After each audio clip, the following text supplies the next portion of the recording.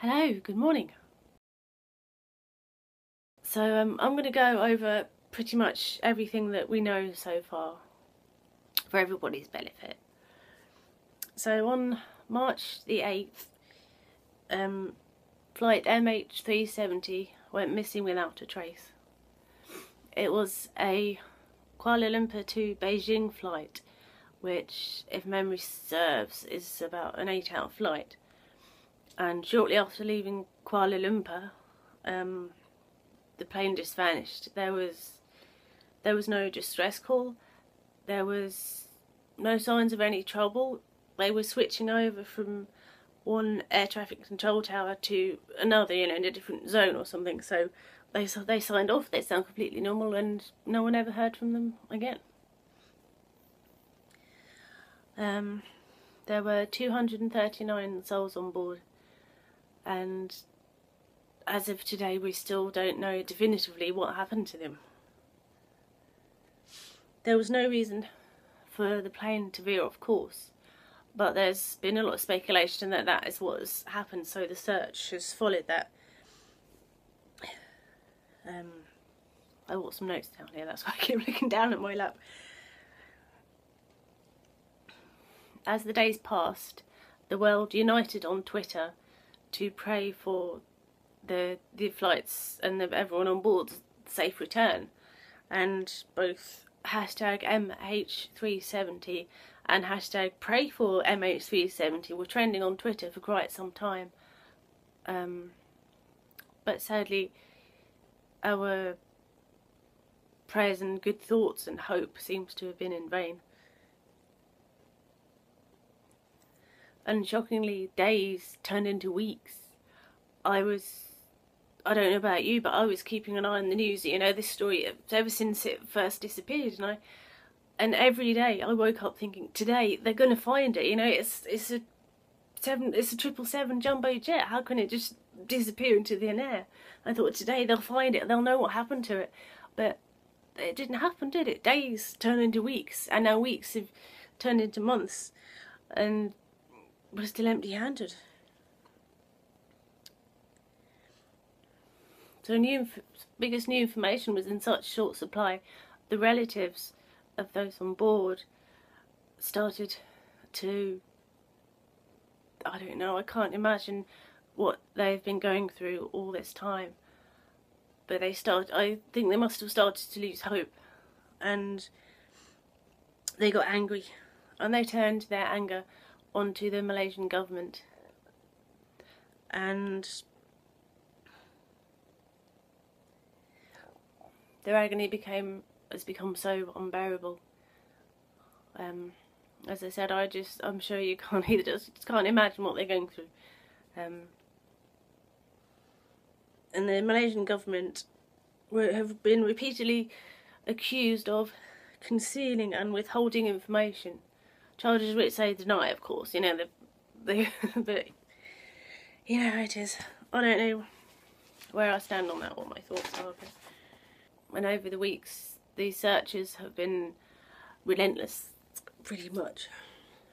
They've not given up, and they've said they're not going to give up. And God bless them, they've been searching tirelessly this whole time. Perhaps different groups of people, but lots of military, trying to think of the right words, lots of military, groups from different countries all over the world have been helping with this search, which is brilliant. It's just unfortunate that we don't have a happy ending. And the information suggested that the groups had maybe been searching in the wrong place. Initially they were searching around the I haven't written it down, I know what it's called, the sea area, around between Kuala Lumpur and China. Is it the South China Sea? Yes, that's it, isn't it? I now said I remember it. Around the area around the South China Sea, because that was where the last radio contact was, so I suppose that made sense. It might be somewhere around there, but actually it might not have been. It might have passed over the Malaysian land strip and been on the other side, which is the Pacific Ocean or the Indian Ocean. So they started sort of searching a bit more over that way, and still nothing. And people started carried on talking and trying to figure things out, and they you know, had enough fuel on it to fly for, was it 8 hours or more? So it could have gone a long way, since this was the start of the journey when it disappeared. So they started searching further afield, out into the Indian Ocean, further away from Malaysia, and then a bit further south, and eventually they've got to the area they're searching today, which is off the west coast of Australia. Quite a long way, you know, but. And the good news is that this is more recently now. Rumours were abound that they had picked up signals, which was most likely from the plane's black box flight recorder. I don't think that was ever really definitively confirmed, but the signal wasn't picked up for very long, and then they haven't heard it again, as far as I know. So that leads to speculation that the batteries in the black box have expired, because the plane has been disappeared for so long, you know. So whether they will ever find it now is open to debate. I'm still hoping they will, of course, but I mean, who knows really. Sometimes it's just hard to see. So after about 7 weeks, the big question is, where is flight MH370? Will they ever find it? It could be 2,000 miles. Is it 2,000 miles beneath the Indian Ocean? You know, the area of ocean where they've been searching more recently, because that is very deep. Unfortunately, as the experts have said, that is, like, I think one of the deepest parts of, you know, ocean anywhere on the planet, and some of the most remote as well, which is bad news, really, as far as this flight goes. Or, as the most recent news reports suggest, there's rumours that the plane might have landed, you know, crash landed or whatever, on some remote island somewhere. So is that what's happened to it? Well, hopefully, as I said, hopefully we'll find out someday soon.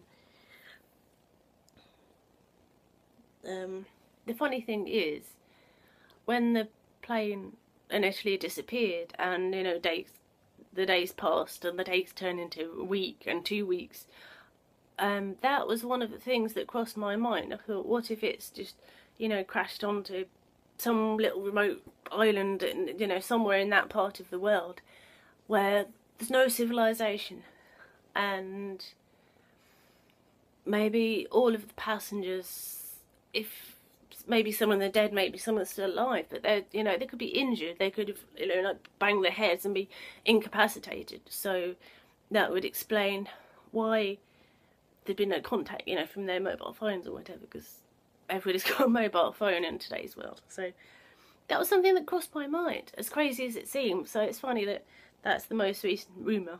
You know, there's theories. There's many theories.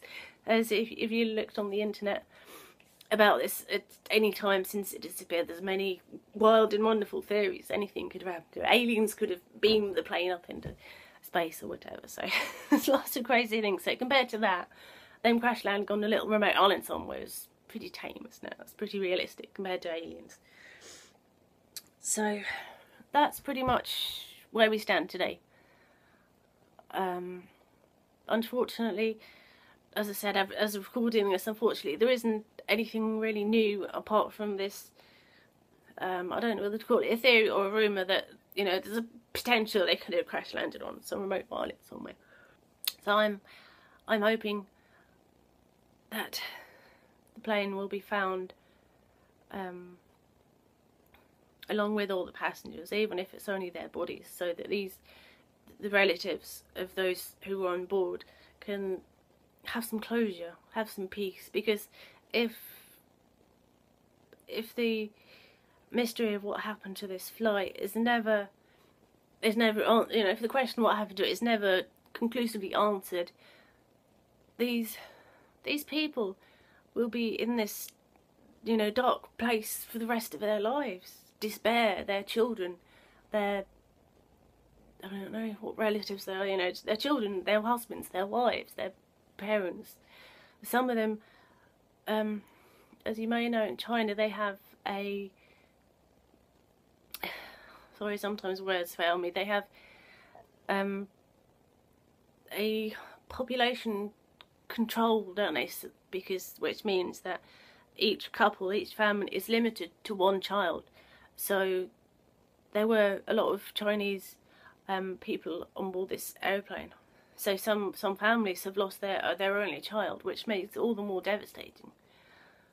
So as hopeless as it may seem after this length of time, all we can do, I think, is continue to pray and hope. There's always hope that they will be found, even if it's just their bodies. Thanks for watching. Have a nice day, and I'll see you later.